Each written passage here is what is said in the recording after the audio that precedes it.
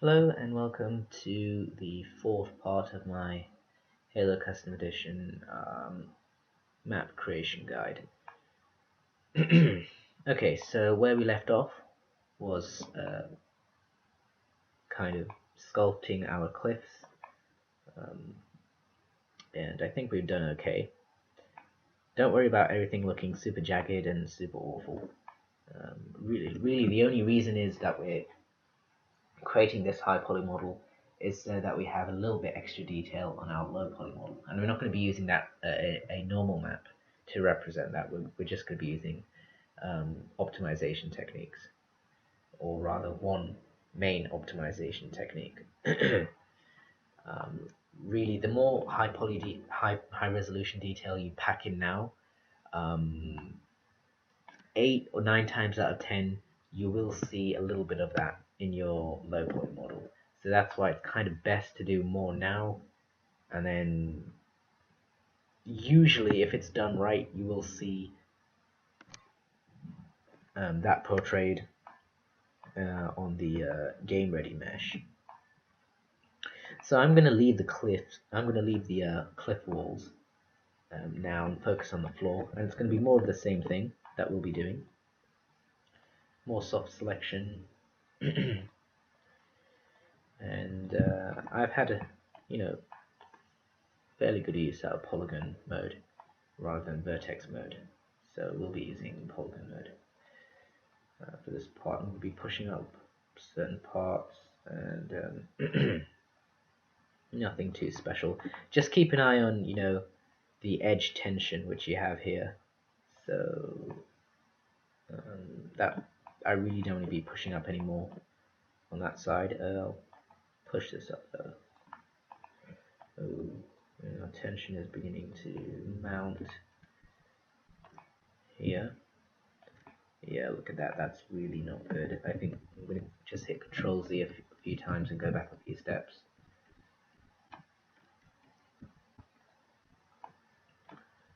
And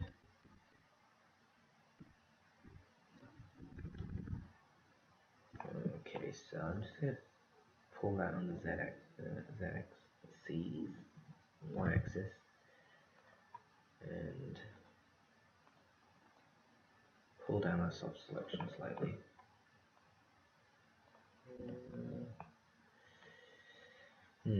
What we could do is go into modeling. If you run into kind of an error like this, and just go to geometry, geometry all, and hit relax, and that really does help release that tension that we have pent up here. Let's bring our fall off, back up, and straight into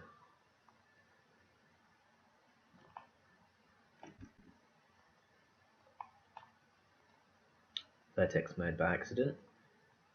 So I haven't actually used edge mode before. What I'm doing here, by the way, is just kind of bringing some sort of variation to this otherwise uninteresting ground. So I'm just pulling up and pushing down. I don't really want to push into a certain area other than the z-axis. The reason why is because moving in any other direction other than up and down really creates tension, and that's not something that I want at all. So I want to try and avoid that. So up and down is really all I'm interested with at the moment. Now, the type of ground that you're looking for is entirely up to you. If you're looking for something which is more or less flat, not really sort of like Blood Gulch like, not with like huge rolling hills or anything like that. Something like I'd say Danger Canyon has type of a kind of flat, landscape floor. There are a few hills and whatnot, but that's kind of what I'm going for here. Something which isn't totally crazy, something which may be believable in a certain circumstance. I'm going to pull that down now. Create a depression here.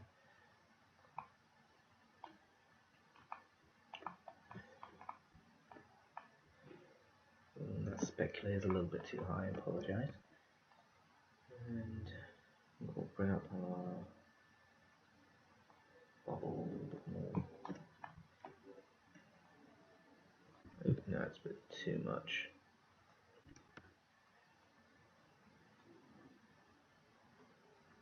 A little bit better.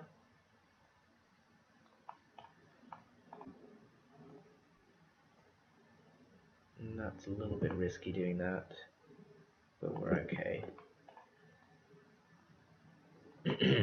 If I don't think I've mentioned this before, and I apologize, but just to give you a quick run through of what this color gradient represents when we are using the soft selection tool.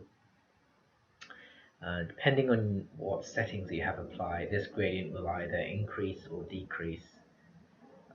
But basically, the outer perimeter, which consists pretty much of cool kind of greens and blues, really represents the limit of the surrounding area which will be affected by the soft selection. As we tend to move into what we have specifically selected, you'll notice that it kind of blends into yellows and oranges and reds, and those parts really represent what will really be affected by what we do to that surface. So as you can see, that's really where the whole fall off comes into play, because the further away we are from our surface, the more fall off there is. And you can control that by either upping or lowering the fall off count, so you have perhaps more rise or less rise depending on how much control you're wanting from your mesh. But I'm happy with what I have at the moment. I'm just going to come out of my isolate mode just for a second, because I want to try and make sure that I'm not making too much of a change at the center, because I want this part to remain mostly flat, and that isn't the case here, but that's fine. I'm sure I'll make it work some way or another. I'm going to hit Alt Q to go back into my isolation mode, and everything looks good so far. So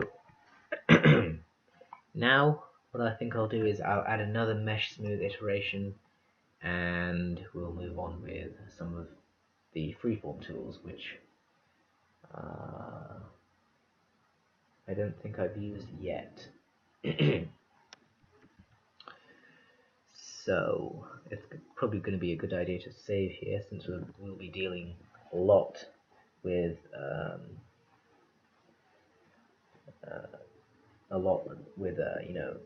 high resolution detail,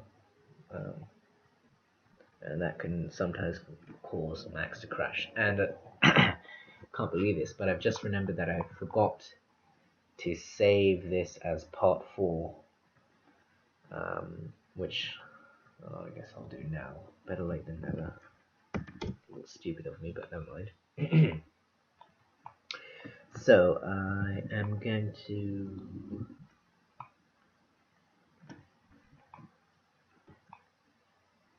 just do a quick review of my mesh. Any parts which you think have a lot of tension, go ahead and just go into modeling, geometry wall, and relax them a little bit, just to loosen up that tension.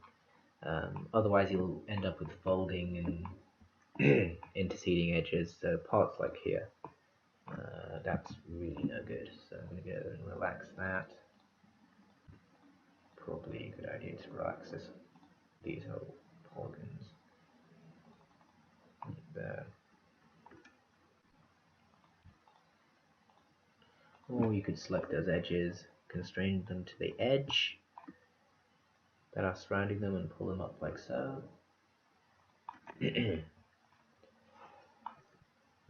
But we're okay, I think. So it's go into polygon mode by hitting 4 on our keyboard, hitting Control A, and we'll mesh smooth this. And we'll go out of edge mode, and I think that's good enough. So in the freeform panel, if we open up Paint Deform, you'll notice that there are a few option tools that we have here. Exaggerate, we'll start with first of all.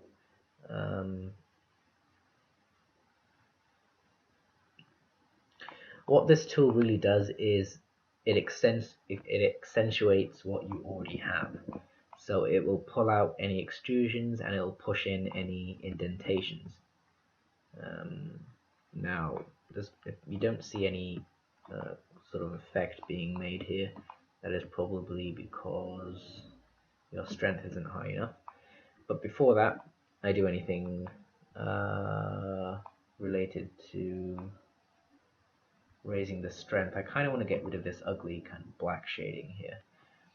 Now, this can either be caused by your gamma and lookup table, which you can configure by going into Customize Preferences, gamma and lookup table, turning that off, or if you hit 8 on your keyboard, that will bring up the environment and effects. You can turn the ambient to pure white, and that usually does the trick.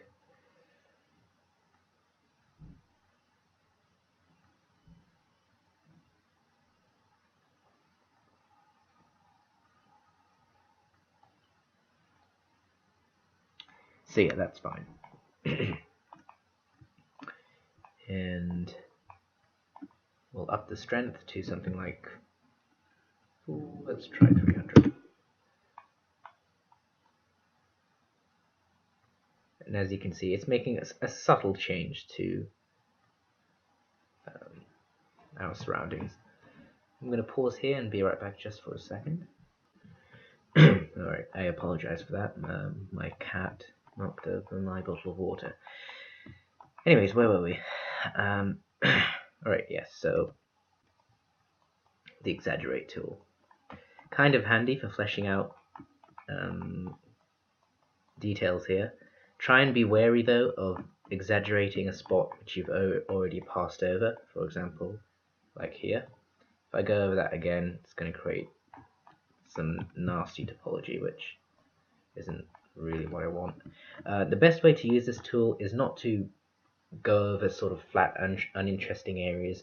Really go over the crevices, and that's where you're going to get your exaggeration from, and that's really what's going to create some really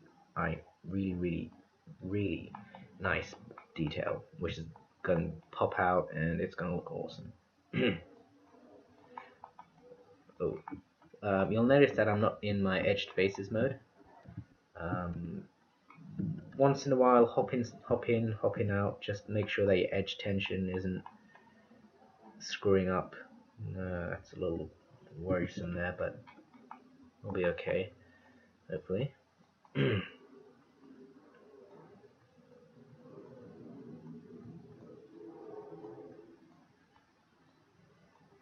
So again, just looking for tiny little details, accentuating them, and there's nothing much else to it, to be honest.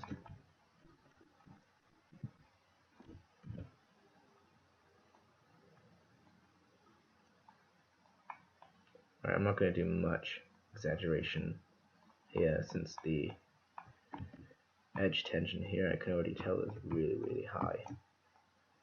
But here, and here, and here,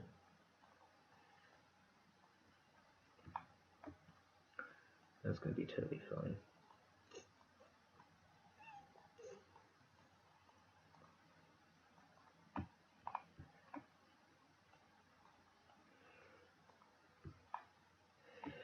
Alright, so that's that. You can right click to disengage that tool. And if I didn't already go over how to use that tool, just pretty much just click and drag over areas that you want to exaggerate.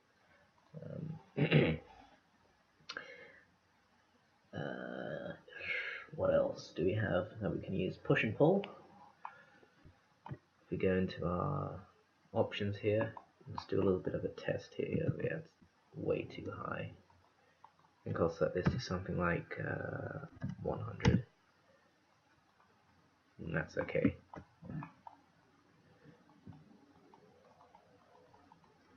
It's still a little too high, I think. If I set it to 50, that'll be okay. And the way I'm using this tool is really just running it over wherever I feel is okay to use this tool in. Like, that was a bad choice. Try and avoid, just like with, it's kind of like the opposite of using the exaggeration tool. You want to kind of use this on places that are really boring and uninteresting to create detail. So you can either click, drag over to extrude, or Alt and click to relax and push in to create some indentions or whatever you're interested in doing. It's up to you.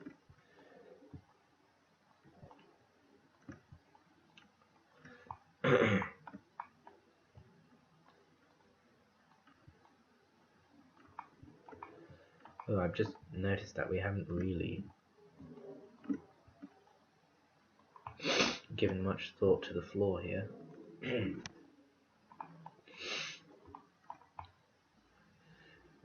yeah, it's gonna do. Let's go to our material editor by hitting M, and I'm just gonna push that glossiness factor up slightly to 49. That should do.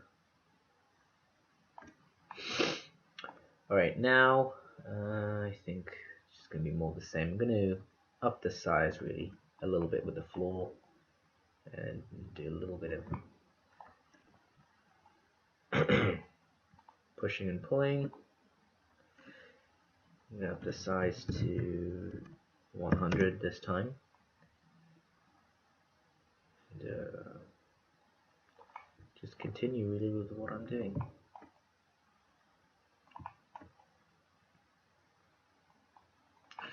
Oh dear. Now, if you come across an area like this, and you really can't be bothered to just hit Control Z because you're worried that's going to undo too much of your work, and what you can do is incorporate the relax or the soften tool. Just click over an area and there you go.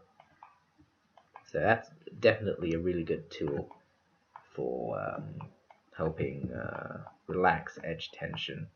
So areas like here, we want to kind of keep the the strength a little low. Oops, what's going on there?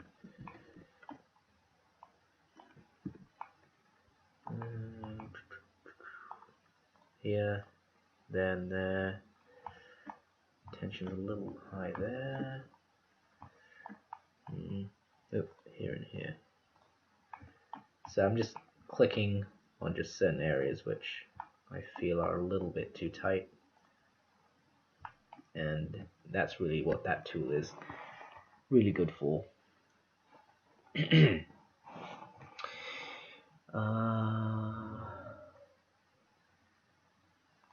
do a little bit more pushing and pulling, and then I think we'll call it a day for this part of the tutorial.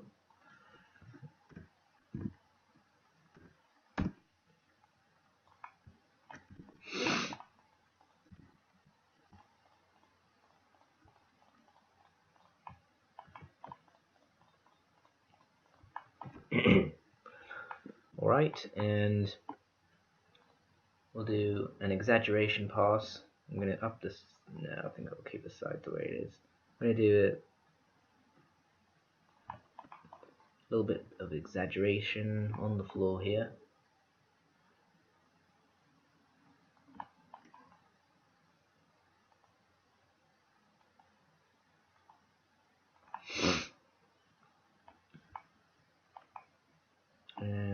going to do is let's go ahead and relax.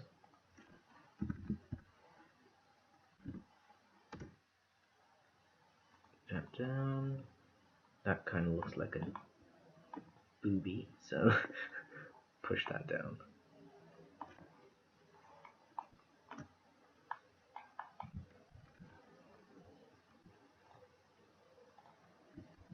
There we go. So that's our cliffs, that's our floors. So our floor complete. In the next tutorial, I'll cover, adding one more mesh smooth pass, and then we'll cover optimization, and we'll continue on from there. So, as always, thank you for watching. Don't forget to save, and I will see you in part 5.